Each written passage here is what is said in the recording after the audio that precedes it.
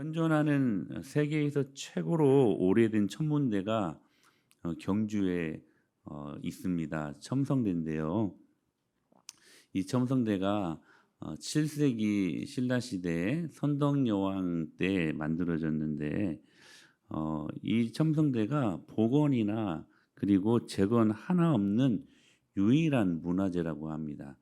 그만큼 가치 있는 그러한 문화재인데 우리가 1960년대, 70년대 먹고 사느라 너무 바빠가지고 이 가치를 우리가 몰랐던 때가 있었던 것 같습니다. 그래서 막 경주로 이제 수학여행 가면 이렇게 막 저기 올라가가지고 어떻게 저 위에 올라갔을까? 예. 그러니까 이 가치 있는 문화재를 그러니까 우리가 먹고 사는 것에 너무나 바빠가지고 그 소중함을 못 느꼈다는 것이죠. 유네스코에 등재된 이제 불국사라고 하는 곳이 있는데 불국사는 이제 절의 개념보다는 우리가 문화재 개념으로 보면 굉장히 가치 있는 곳이거든요. 그런데 그 문화적인 유네스코에 등재될 정도로 근데 역시 먹고 살기에 우리가 바쁜 관계로 60년, 70년대 우리가 수학여행 먼저 아십니까? 사람이 지금 걸터 앉아갖고 지금 모르겠어요?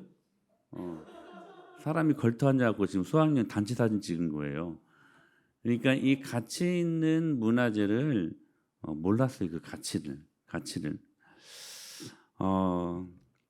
팔복은 우리에게 너무나 가치 있는 것입니다. 왜냐하면 이 팔복이 여러분을 행복하게 해주는 것이거든요. 그래서 여러분들은 오복보다 팔복의 가치를 더 두고 행복할 수 있어야만 합니다. 여러분 계속 선포되는 말씀들을 통하여 여러분들이 이 팔복의 가치를 알고 행복할 수 있게 되길 축복합니다. 로마 시대의 행복관은 뭐였냐면 강함에 있었습니다. 강하면 행복하다. 그런데 지금도 마찬가지인 것 같아요. 우리의 모든 행복의 기준이 이 강한 것에 있다라고 생각을 합니다. 그래서 강한 자가 영토를 차지하고 강한 자가 역사도 막 썩 쓰고 강한 자가 약자를 지배하는 구조를 우리는 행복이라고 생각하는 것 같습니다.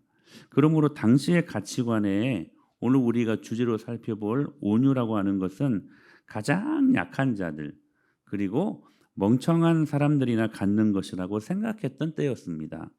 그런데 팔복은 세상이 말하는 행복관과 전혀 반대입니다. 온유한 자가 복이 있나니 땅을 기업으로 받을 것이며라고 예수님이 말씀하셨습니다. 저는 이 말씀이 진리임을 믿습니다. 강한 자가 영토를 차지하는 것이 아니라 온유한 자가 영토를 차지할 것이다. 저 어려서도 우리 엄마가 저를 보고 우리 성범이가 저렇게 착해 빠져가지고 뭐 해먹고 살 것인가 이런 말들을 종종 들었답니다. 그러니까 세상은 착한 거 상관없이 강하면 행복할 것이다라고 말들을 한다는 것이죠. 근데 성경은 오늘 분명하게 우리 행복의 기준을 이렇게 말씀하십니다. 온유한 자가 땅을 차지할 것이다.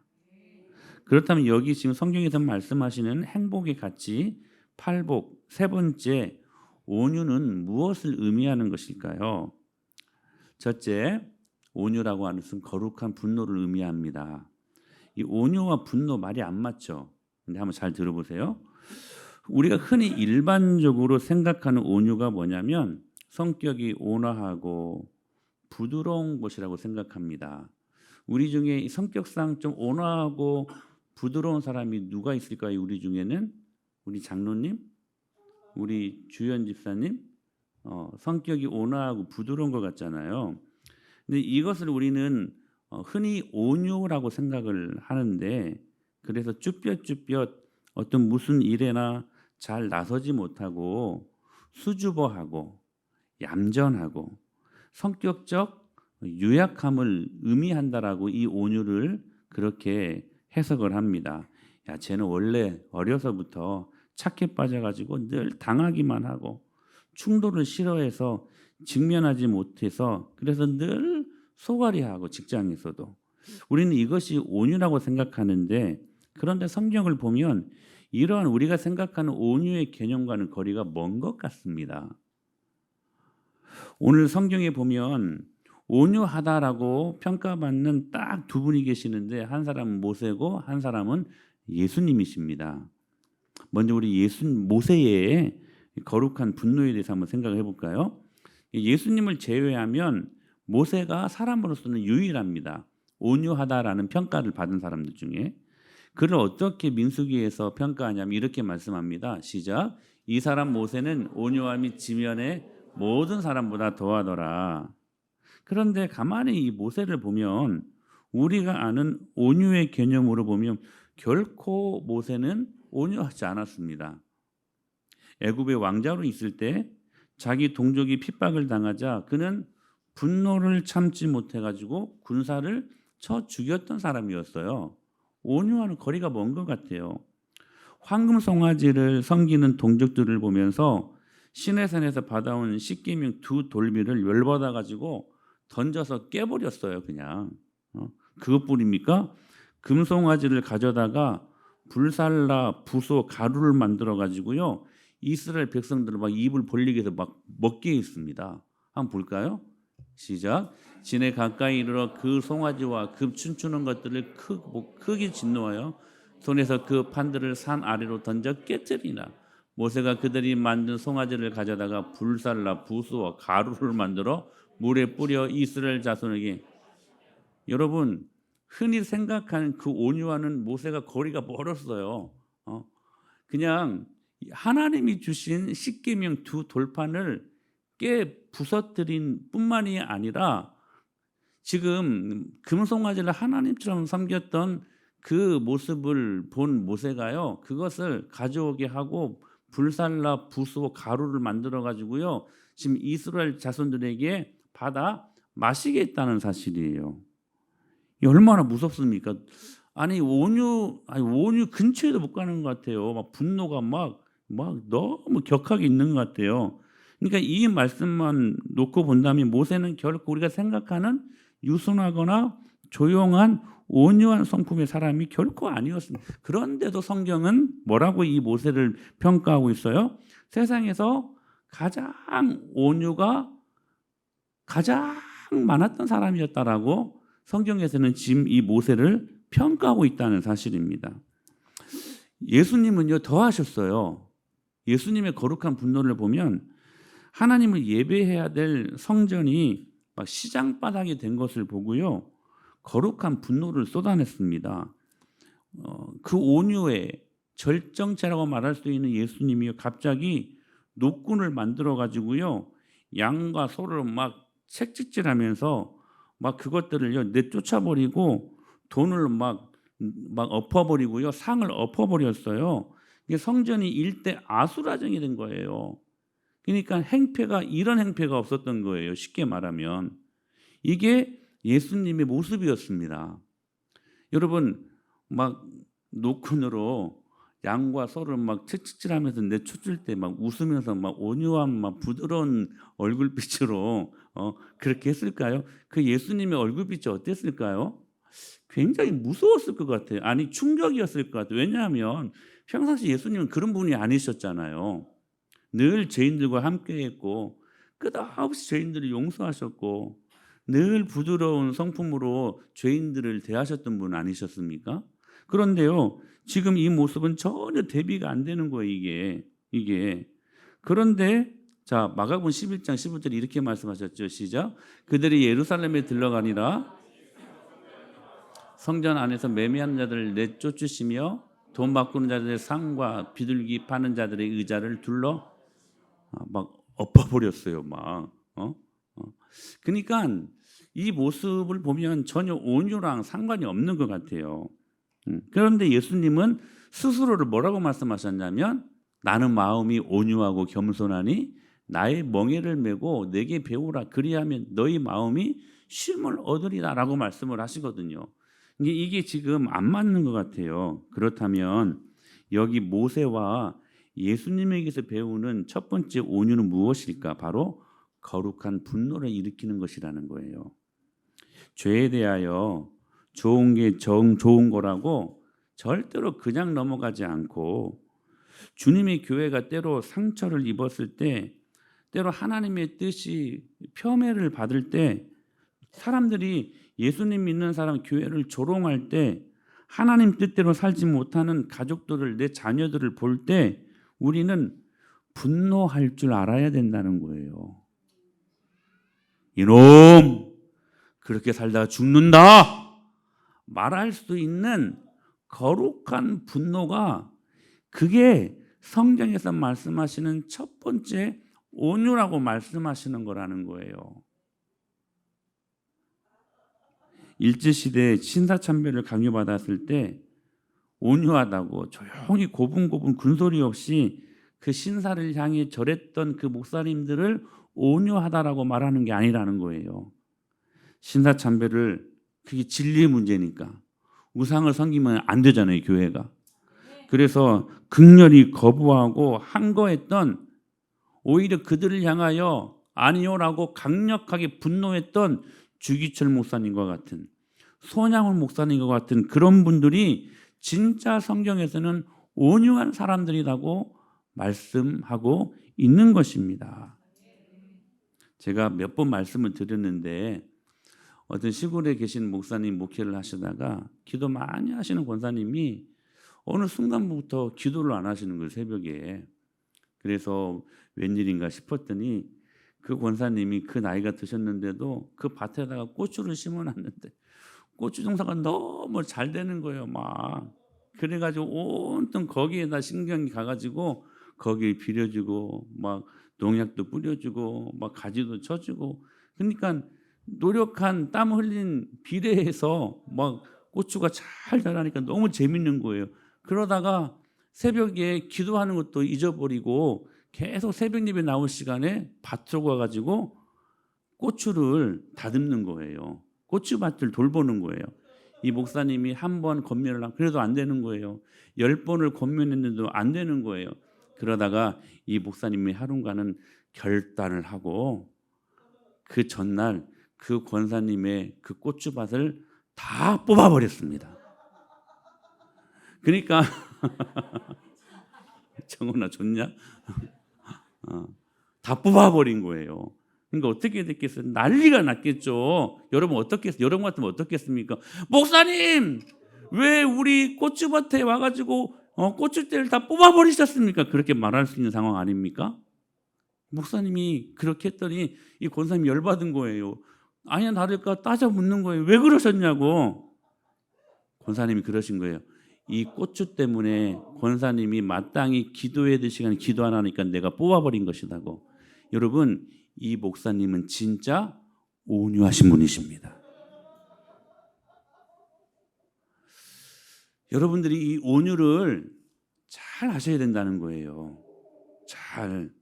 자, 80세 할아버지 모세가 천하의 바로 앞에서도 내 백성을 내보내라고 하나님의 말씀을 진리에 입각하여서 담대히 선포할 수 있었던 담대한 그 배포, 그게 온유라고 성경은 말씀하신다는 사실입니다.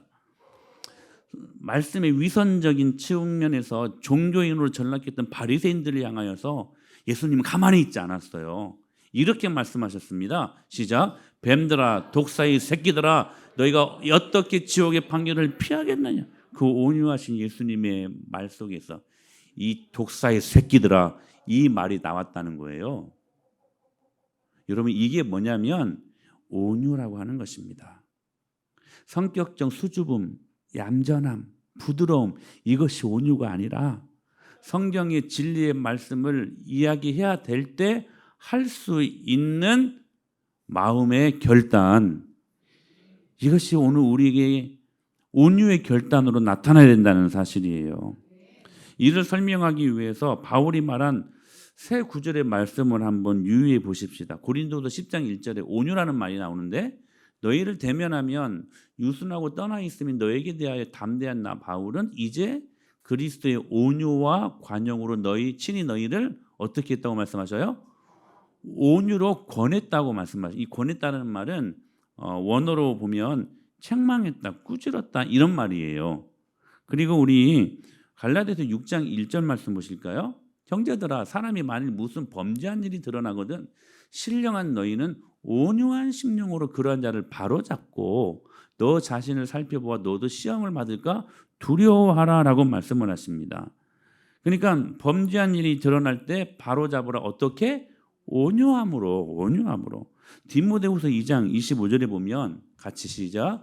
거역하는 자를 온유함으로 훈계할지니 혹 하나님이 그들에게 회개함을 주사 진리를 알게 하실까 하며, 자, 거역하는 자를 온유함으로 훈계할지라라고 말씀하십니다. 그러니까 훈계하고 책망할 때 어떻게 하라고요? 온유함으로 하라는 거예요. 자, 지금 온유함이 필요할 때가 언제입니까? 잘못을 바로잡고, 그리고 죄가 드러나고, 그리고 사람들이 하나님 말씀대로 살지 않고 하나님을 거역할 때 진리의 문제 앞에서 늘 당당하게 직면하며 세상을 향하여 담대히 선포할 수 있는 힘이 온유에 있다라는 것을 바울이 지금 증명해 보이고 있다는 사실입니다. 즉 온유는 잘못을 바로잡고 죄가 드러날 때 그건 죄다고 이야기해 줄 수 있는 믿음의 선포, 진리를 말할 수 있는 힘, 이게 뭐냐? 이게 온유라고 하는 것이라는 거예요. 그런 의미에서 여러분들은 온유하십니까? 여러분이 생각했던 그 온유가 아니지. 네. 우리는 그 수줍음 때문에, 우리는 그 그 충돌하기 싫은 성가 싫은 마음 때문에 오히려 진리를 전하지 않고 회피하지 않았습니까? 근데 우리는 그것을 깜짝 속는 거예요. 그게 온유라고. 싫은 소리 하지 못하는 것이 온유라고. 아니래. 그건 온유가 아니. 그건 비겁한 거예요. 그 하나님의 말씀을 여러분들이 비겁하게 전하지 않는 것이라는 거예요. 진짜 온유는 뭐라고 말씀하세요? 거룩한 일에 분노할 줄 알아야 된다는 거예요. 여러분, 어떤 간호사가 좋은 간호사일까요? 우리 연용화 전사님 같은 간호사가 좋은 간호사일까요? 만약에 간호사가요, 환자에게 주사를 놔야 되잖아요. 혈관을 찾아야 되잖아요.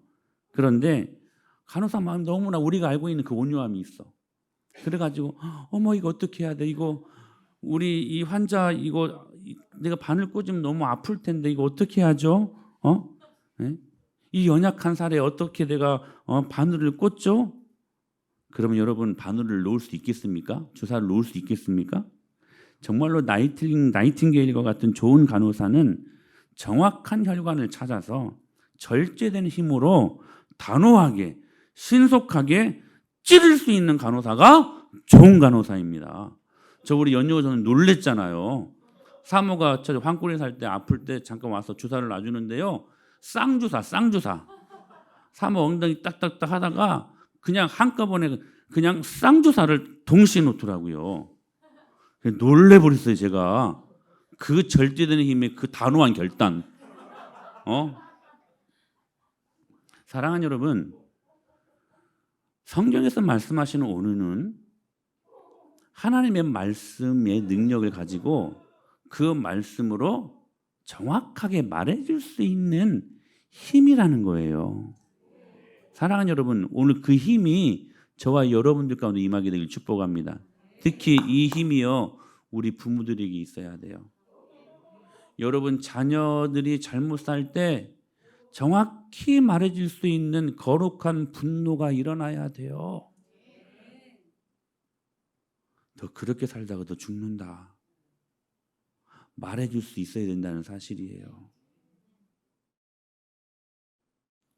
두 번째, 오늘 성경에 보니까 이 온유가요, 절제된 힘이라고 말씀하세요. 헬라어로 프라우스라고 하는 거예요. 프라우스.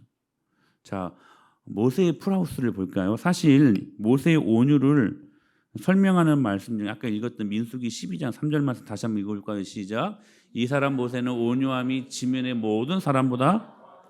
자, 이 말씀의 배경이 뭐였냐면 모세가 구스 여인과 결혼을 한 일로 누이 미리암과 형 아론이요 짝짝꿍이가 돼가지고 모세를 막 비방하는 이 말씀 속에서 이 말씀이 나온 겁니다.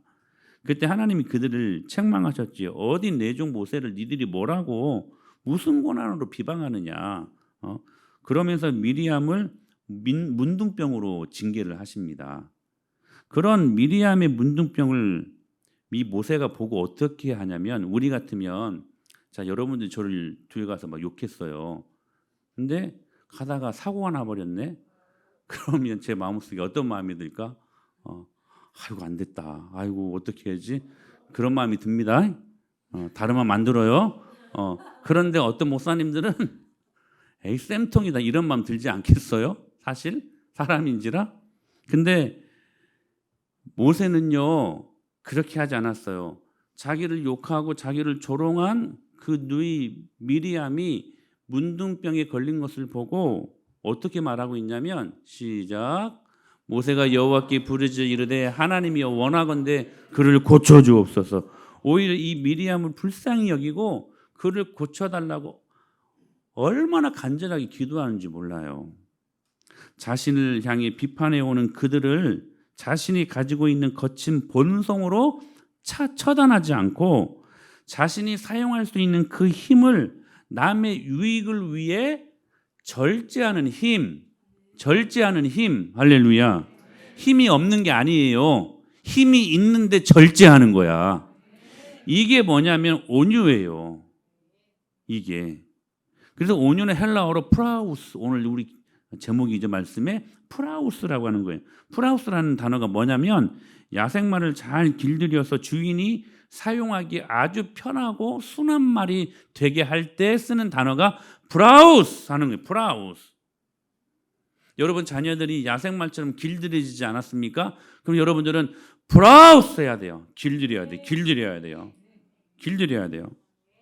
그러니까 성품의 연약함을 말하는 게 아니라 엔트로피, 질서에서 무질서로 흘러가려고 하는 인간의 거친 죄악된 본성을 하나님이 주시는 힘으로 잘 통제하고 조절하고 잘 조절하여서 그것이 인격에 나타나도록 하는 것이 뭐냐? 온유라고 하는 것이라는 거예요.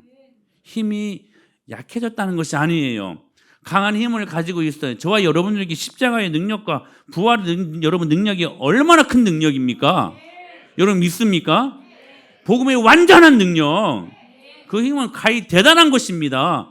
근데 그 힘을 절제하는 거예요. 남의 유익을 위해 내가 쓸 수 있는 힘을 통제한다라는 사실이에요. 이 힘을 잘 비축해가지고 남의 유익을 위해서 사용할 수 있는 건 이를테면 이런 거죠. 화를 내야 할 때 내고 내지 말아야 될 때 내지 않는 것이 절제된 힘 아닐까요? 그게 온유 아닐까요? 문제는 뭐냐면 화를 내야 될 때는 내지 않고 거룩한 분노는 일어나지 않고 내지 말아야 될 때 내는 이게 문제가 되는 것이 아니겠습니까? 그래서 잠언 16장 32절에서는 이렇게 말씀하시는 거예요. 시작. 노하기를 더디하는 자는 용사보다 낫고 자기의 마음을 다스리는 자는 성을 빼앗는 자보다 나으니라. 자기 통제가요, 자기 절제가요, 성을 점령하는 것보다 성경은 낫다 이렇게 말씀하시는 거예요. 그러므로 온유한 자는 용사보다 강합니다. 다윗 잘 아시죠? 형 엘리압이 핀잔을 주지 않습니까? 아버지 이새가 형들 전쟁하러 있는 그 전쟁터에 가서 도시락을 좀 전달해 줘라. 그 도시락을 갖고 정말 거룩한 마음으로 우리 형 맛있게 이 도시락 전달해야지 하는 마음으로 가지고 갔는데 형 엘리압이 이 다윗을 보자마자 네가 지금 여기 전쟁 구경하러 왔냐 하고 막 화를 내는 거예요. 막. 근데 그때 우리들 같았으면 어떨까요? 내가 선한 마음을 가지고 도시락을 갖고 왔는데 형님 이게 웬일입니까? 하고 따져 물었을 것 같아요. 근데 절제된 힘으로 그가 서운해하지 않습니다.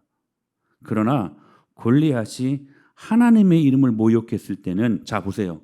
사울과 그의 군대처럼 뒤로 물러나지 않고 거룩한 분노를 쏟아내기 시작합니다.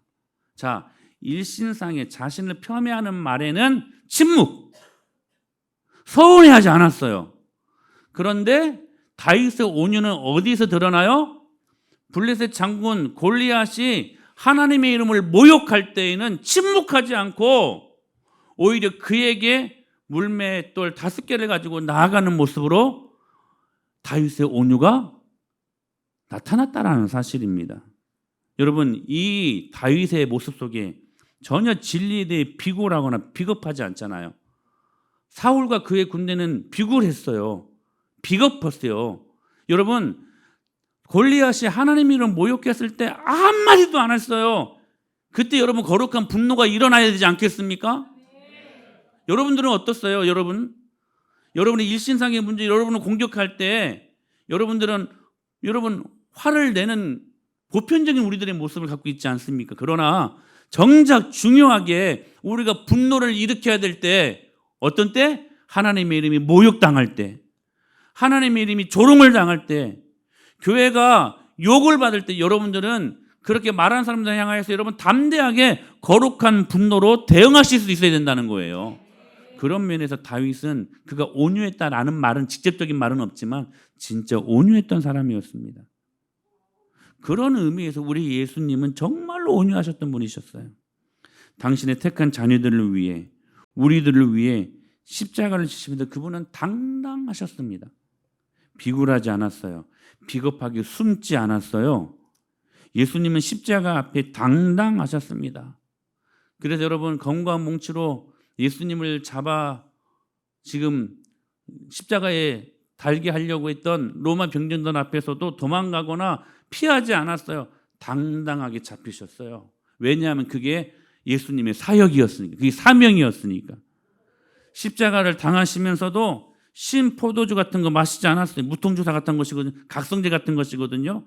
순전히 맨정신으로 그 고통을 경험하셨다는 사실입니다. 예수님을 잡으러 온 대제사장 가야바의 종 말구의 귀를 잘라버렸던, 베어버렸던 베드로를 향해서 그 칼을 칼집에 다시 꽂아 넣어라, 그러시면서 이렇게 말씀하셨거든요. 시작. 너는 내가 내 아버지께 구하여 지금 12군단 더 되는 천사를 보내시게 할 수 없는 줄로. 여러분, 예수님의 온유는 힘이 약해졌던 때 나타난 게 아니라는 거예요. 예수님의 온유는 힘이 있으셨어요. 여러분, 12군단 더 되는 천사를 동원해서요, 지금 예수님을 핍박하고 조롱하고 침뱉고 욕하는 그들을 싹쓸이 할 수 있었어요. 중요한 것은 뭐냐면 그에게 있었던 힘을 상대방을 위하여서 절제하며 통제하고 있었다는 사실이에요. 그리고 예수님이 지셔야 될 십자가였기 때문에 그 십자가를 피하지 않고 당당하게 그렇게 경험하셨다는 사실입니다. 누가복음 23장 34절에서 이렇게 말씀하셨어요. 시작. 이에 예수께서 이르시되 아버지 저들을 사하여 주옵소서. 자기들이 아는 것을 알지 못함이니라 하시더라. 그들이 그의 옷을 나눠 제비 뽑을세. 자신이 사용할 수 있는 힘을 절제하고 우리 예수님은 통제하셨습니다. 그게 뭐라고요? 온유라고요. 온유. 그래서 성령의 9가지 열매 중에 마지막 8번째, 9번째 열매가 온유와 절제입니다. 이것은 한 짝입니다. 한 짝. 제가 언젠가 여러분들 이런 말씀 드렸을 거예요. 둔감해야 될 때 둔감해야 되고, 민감해야 될 때 민감해야 된다고. 여러분, 이 말이 맞다고 생각하면 아멘 해보십시오. 아멘이죠, 정말. 여러분, 둔감해야 될 때 둔감하셔야 돼요. 그런데 민감해야 될 때 정말 민감하셔야 돼요. 문제는 뭐냐? 둔감해야 될 때 민감해. 민감해야 될 때는 둔감해요. 여러분, 우리가 언제 민감해야 될까요? 진리에 대해서. 우리가 언제 둔감해야 될까요? 우리 일신상의 문제에 대해서. 여러분, 이게요, 바뀌면 안 돼요. 둔감해야 될 때 둔감하고 민감해야 될 때 민감하십시오. 그게 뭐냐? 온유예요. 온유. 이 온유가요, 땅을 기업으로 받는 축복으로 이어져요. 다음 주에 땅을 기업으로 받는다 이 말씀을 전할 텐데 놀라운 축복이 있어요. 그래서 실제적으로 온유한 자들은 실제적으로 땅을 기업으로 받아요. 여러분들이 잘 되기를 원하십니까? 소위 여러분 자녀들이 소위 잘 되기를 원하십니까? 다 포함되어 있는 복이에요. 여러분 온유하십시오.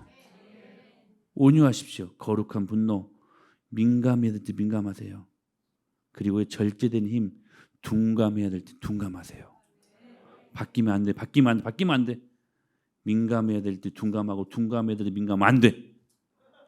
여러분 온유함으로 땅을 기업으로 받는 행복한 한 주가 될 수 있게 되기를 축복합니다.